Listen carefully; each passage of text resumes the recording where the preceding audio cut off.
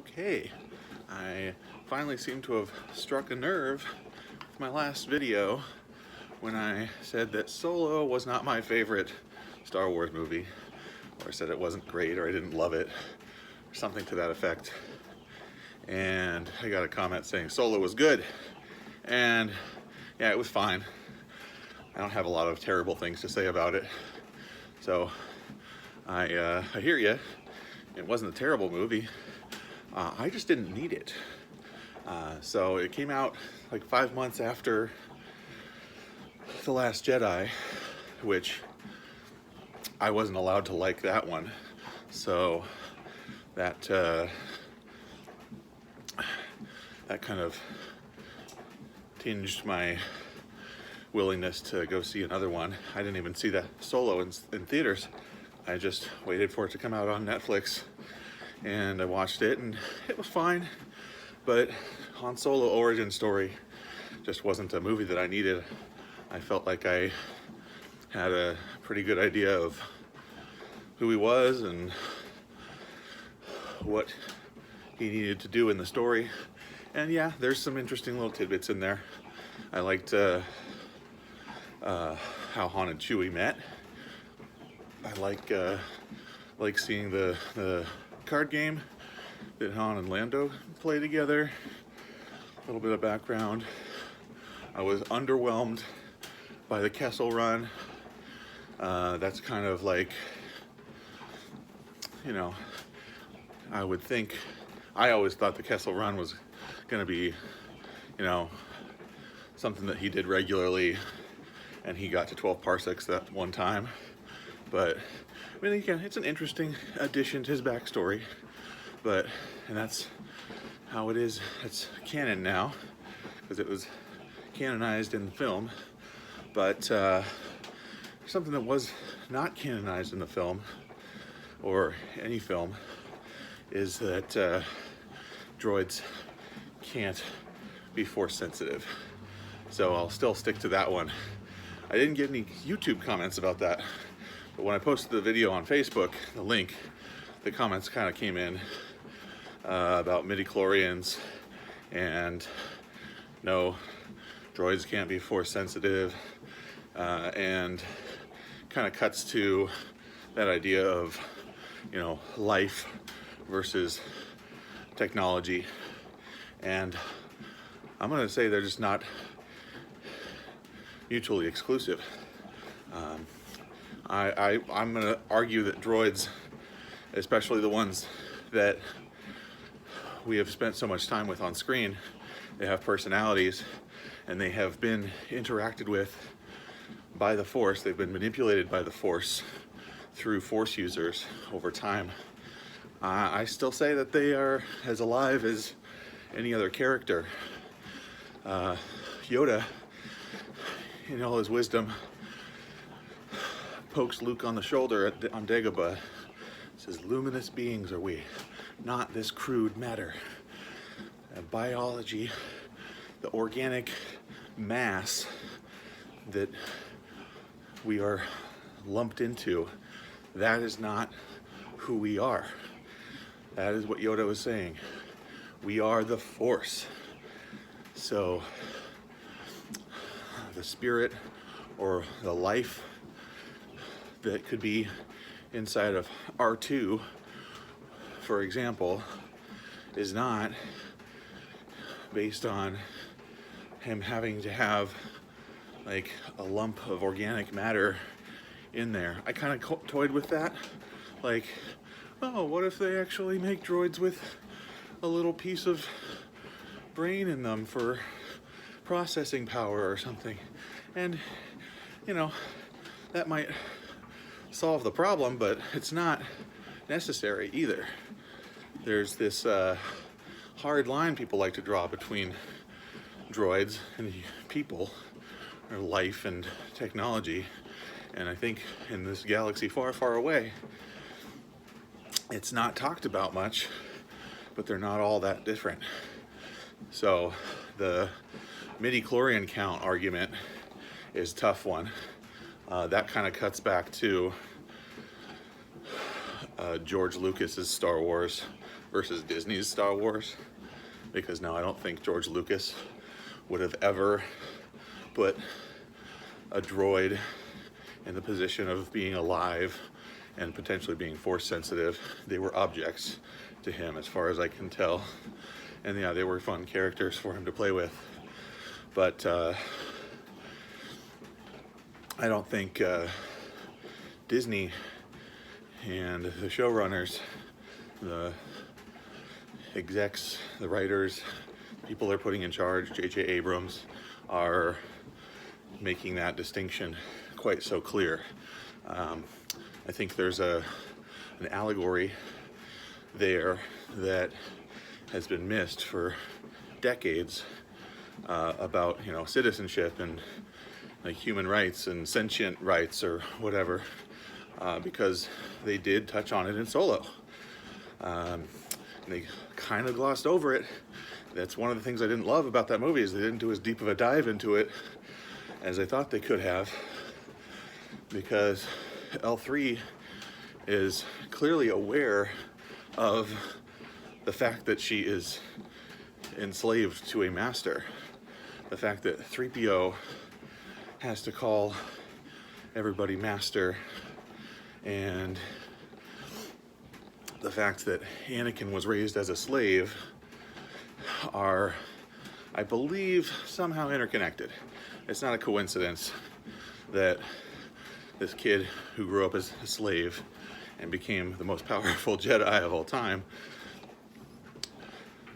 he had some hopes and dreams for himself.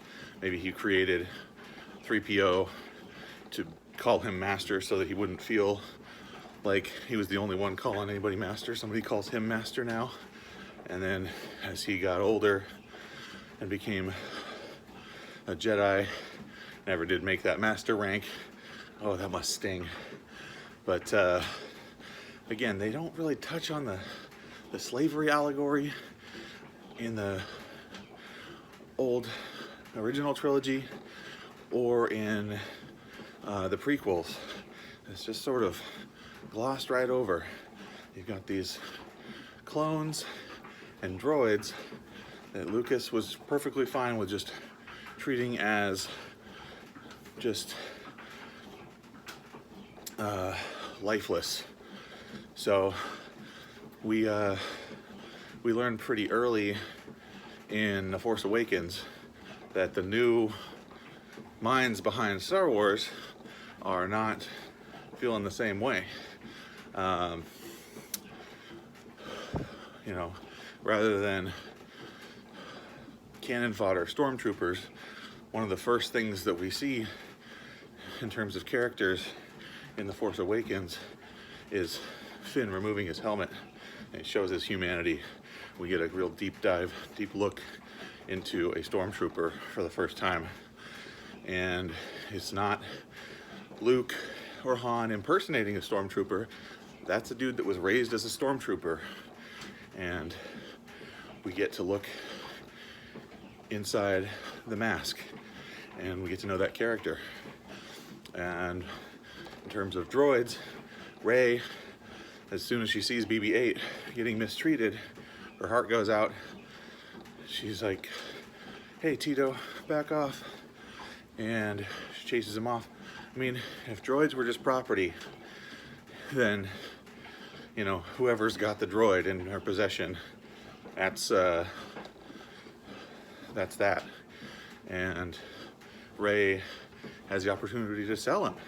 And she says he's not for sale. So she sees droids as more than objects, more than pieces of technology. So yeah, that theme is present in the new canon, the newer films, and that's kind of what I was getting at.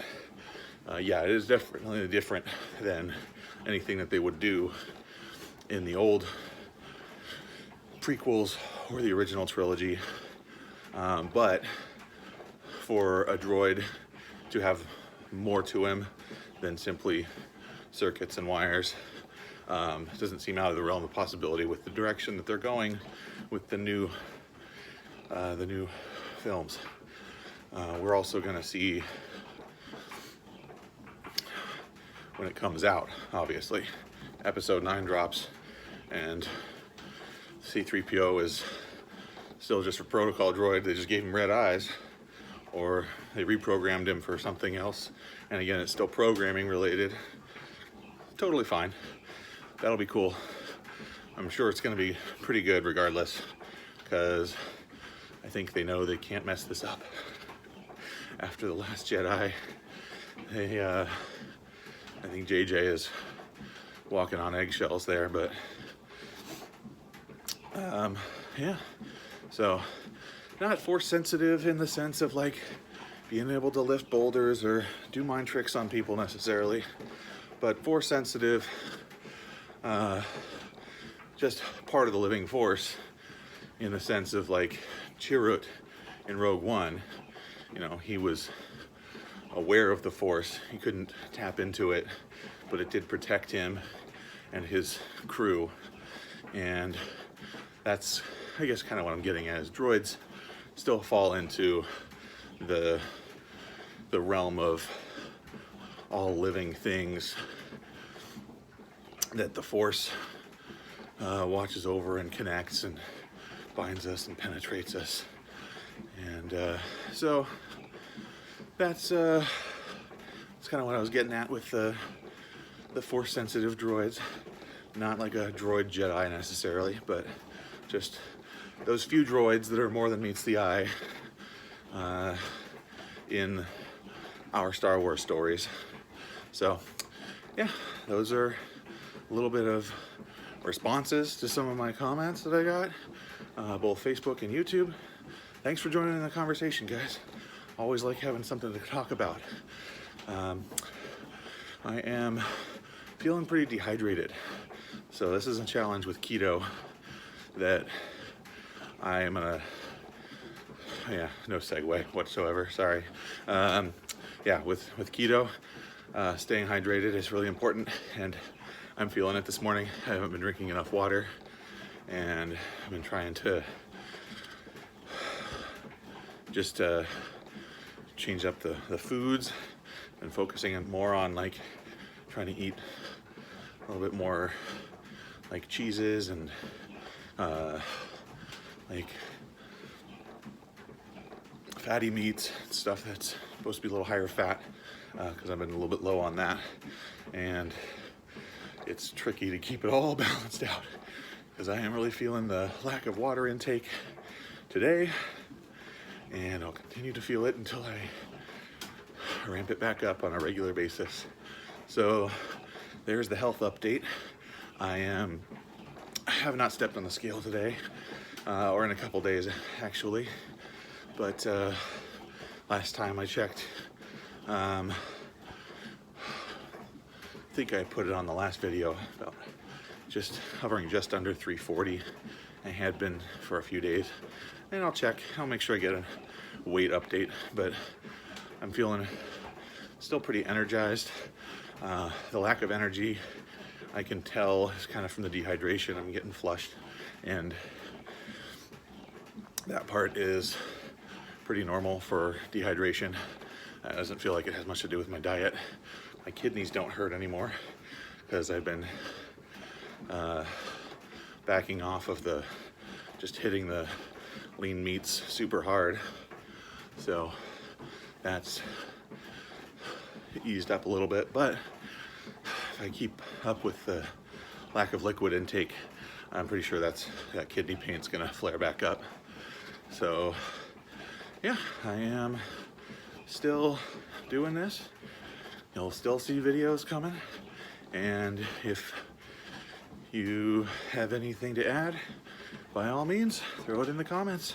Thanks for joining me.